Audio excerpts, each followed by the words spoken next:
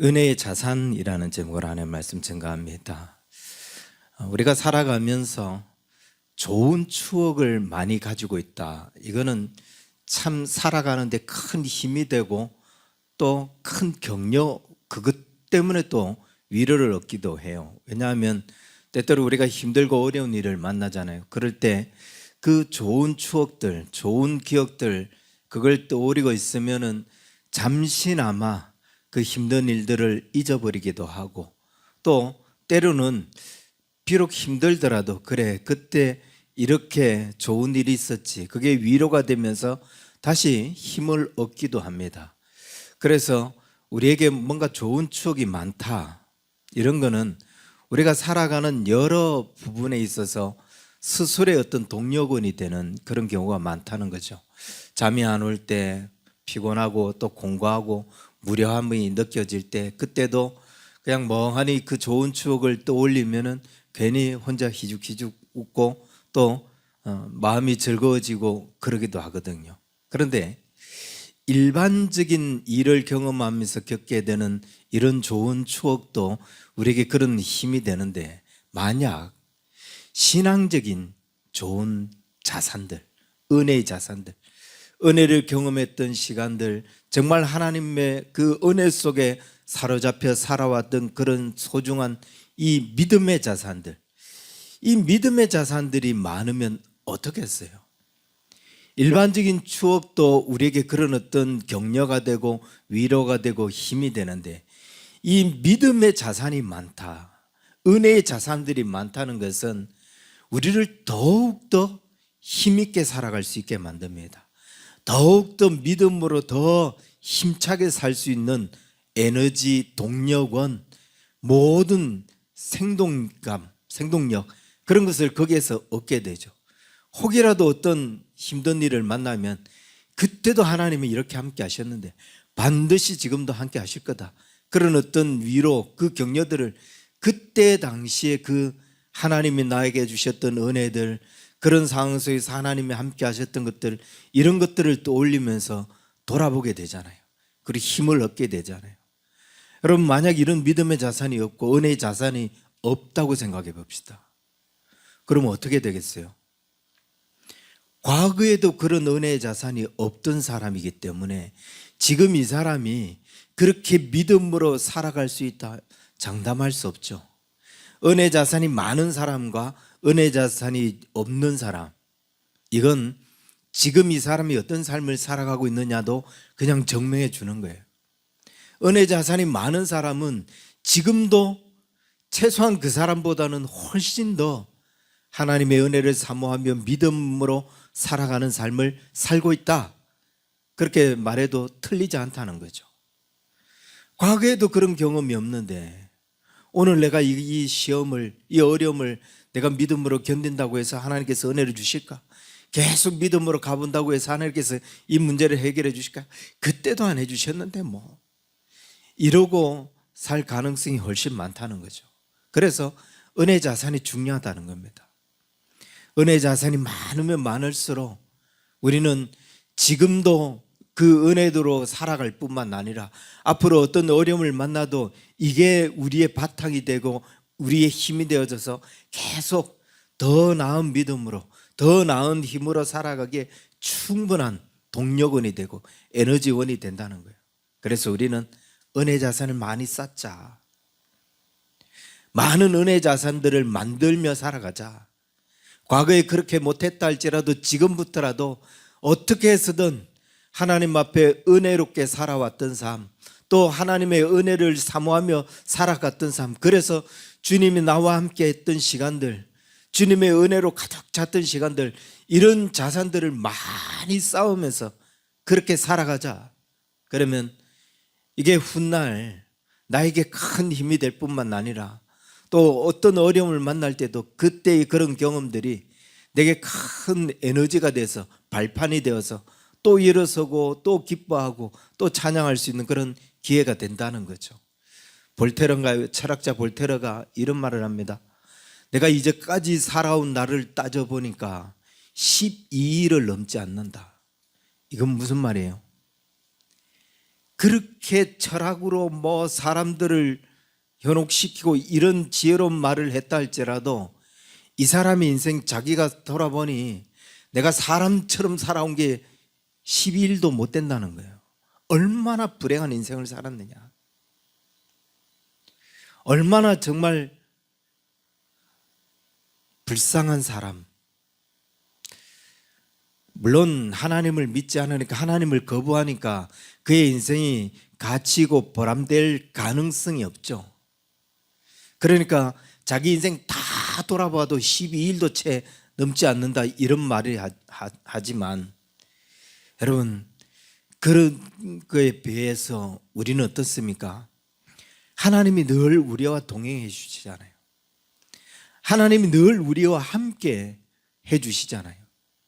그래서 우리는 이 하나님과 함께 했던 시간들을 계속 깊이 쌓아나가고 그 시간들을 더 깊이 하면 할수록 지난 날을 돌아볼 때 여러분 12일밖에 안 되겠어요. 12년이 아니라 20년, 30년 내가 주님 앞에 그런 믿음의 삶을 살아왔구나, 그런 은혜의 해들을 살아왔구나, 이렇게 고백할 수 있지 않겠습니까?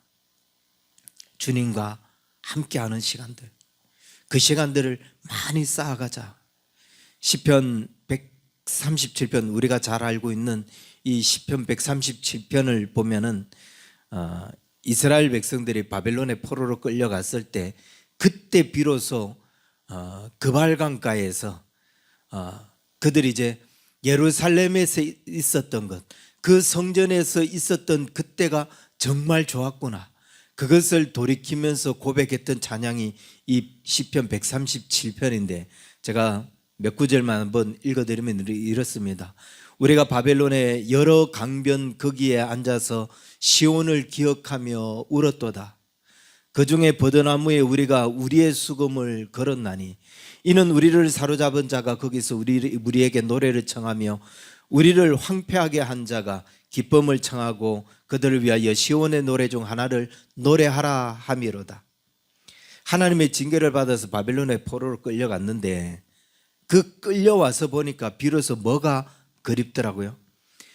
그때 하나님의 전에서 함께 예배하고 찬양했던 그 순간이 제일 좋았구나. 여기 바벨론에 끌려와서 그 사람들의 술시중을 들으면서 그렇게 어려움을 당하고 있는데 술시중 하면서 그들이 야 너희들 그 시온의 노래를 한번 해봐, 술잔을 따라주면서 너희들 시온의 노래를 해봐, 이렇게 조롱을 하는 거죠. 그러니 그 강가에서 그 사람들에게 그렇게 노래를 하라고 하니 이게 얼마나 마음이 아프고, 그래서 수금을 버드나무에 걸어버리는, 그들 앞에서 하나님을 찬양하는, 예배에 올리는 하나님의 찬양을 그 실수정 들면서 할 수 없어서 수금을 버드나무에 걸어버리는. 그런데 그렇게 해보니까 어떤 마음이 들더라? 혀가 내 이천장에 붙을 지경이로다. 하나님을 찬양하지 못하고 그런 어려움을 겪고 있으니 이 혀가 내 입천장에 붙을 것 같다.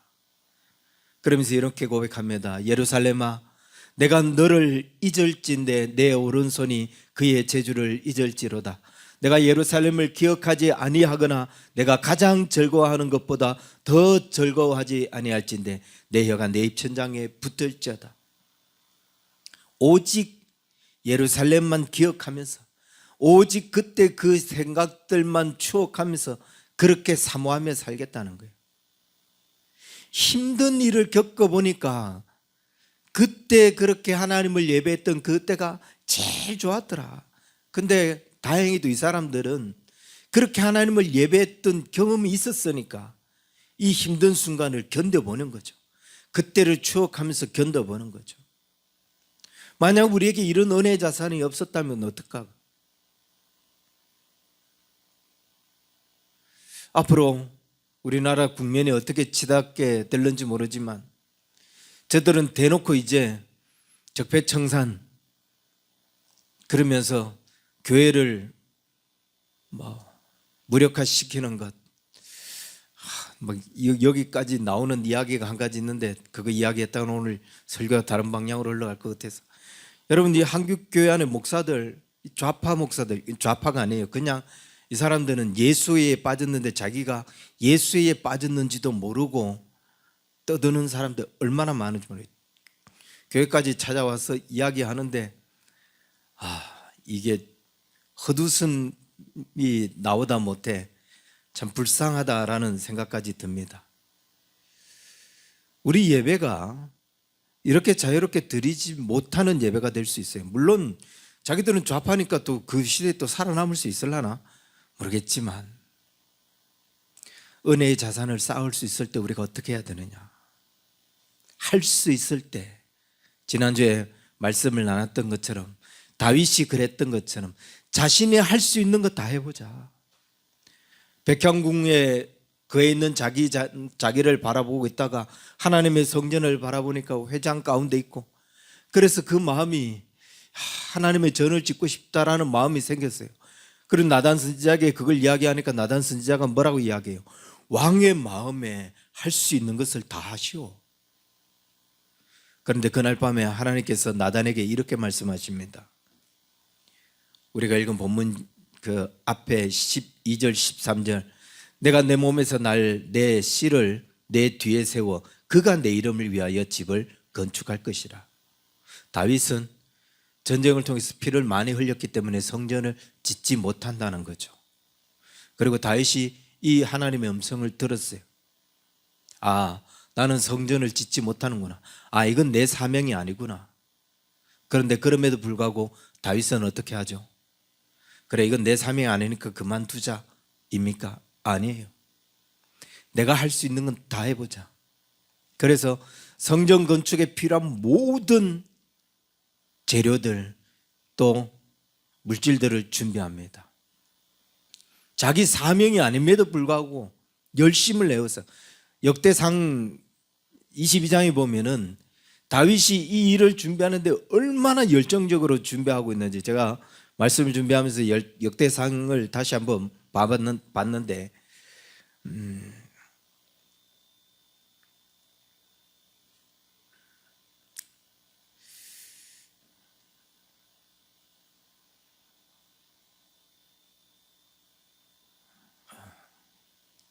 갑자기 찾으려고 하니까 힘드네요. 그가 정말 열정적으로 그 집을 짓기 위해서 재료를 준비하는 모습을 보여주는데 왜 이런 열정적인 모습을 보이나?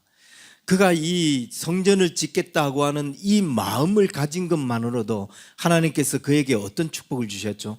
11절 하반절부터 12절 보니까 여호와가 또 내게 이르노니 여호와가 너를 위하여 집을 짓고 내 수완이 차서 내 조상과 함께 누울 때에 내가 내 몸에서 내 씨를 내 뒤에 세워 그의 나라를 견고하게 하리라.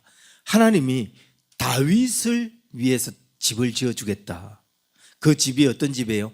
자기 자녀들 후손들을 세워주고 그의 나라를 견고하게 해주겠다. 하나님이 나의 집을 지어주겠다는 거예요.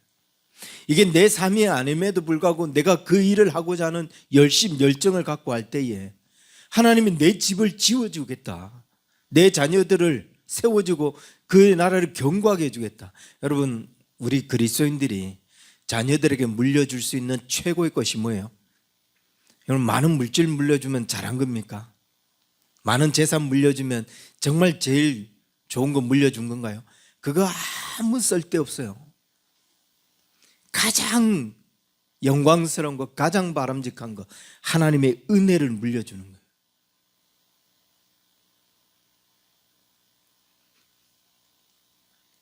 다윗이 그 은혜를 자기 자녀들에게 물려주잖아요. 뭐 하나로?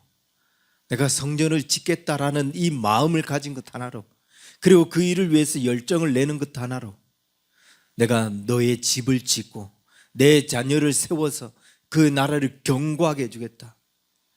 이걸 보면서 저는 두 가지를 말씀드리고 싶습니다. 첫 번째는 나의 사명이 아니라도 상관없어요.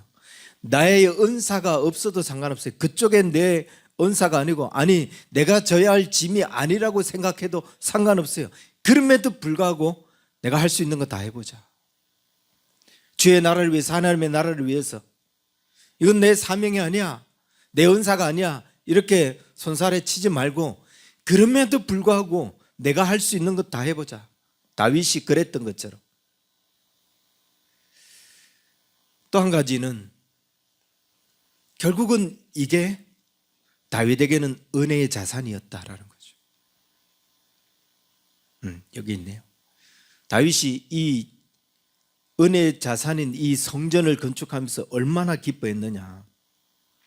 역대상 22절에 보니까 22장 2절에 이렇게 해요. 다윗이 명령하여 이스라엘 땅에 거류하는 이방 사람을 모으고 석수를 시켜서 하나님의 성전을 건축할 돌을 다듬게 하고, 그 이스라엘에 살고 있는 이방인들, 그 사람들을 다 불러 모아서 원래 그 이방인들이 이 돌을 잘 다듬었거든요. 그들에게 두루 사람들 뭐 이런 사람들은 백향목을 가져오게 하고, 그래서 돌 다듬게 하고, 그러면서 5절에 이렇게 이야기해요. 22장 5절. 다윗이 이르되 내 아들 솔로몬은 어리고 미숙하고 여호와를 위하여 건축할 성전은 극히 웅장하여 만국의 명성과 영광이 있게 하여야 할지라. 그러므로 내가 이제 그것을 위하여 준비하리라 하고 다윗이 죽기 전에 많이 준비하였더라. 다윗은 하나님의 성전을 건축할 준비를 하면서 어떤 마음을 보냐. 하나님의 전은 크고 웅장해야 된다. 그 명성과 영광이 드러나게 해야 된다. 이런 그림을 그리면서 성전에 들어갈 준비를 했다는 거예요. 이미 다윗은 재료를 준비하면서 머릿속에 성전을 다 지어놓은 거예요. 크고 웅장하게 그곳에 하나님의 영광이 임하도록, 그 명성에 맞는, 자기는 재료만 준비하면서 이미 그 성전 안에 들어가 있는 것 같은 그런 마음을 느낄 수 있도록. 그러니 다윗이 이걸 준비하면서 얼마나 마음이 들뜨고 얼마나 기뻤겠어요. 얼마나 흥분된 나날들을 보냈겠어요. 그 삶이 얼마나 신명났겠어요. 그 삶들이 그에게 가장 소중한 믿음의 자산이 되지 않겠는가.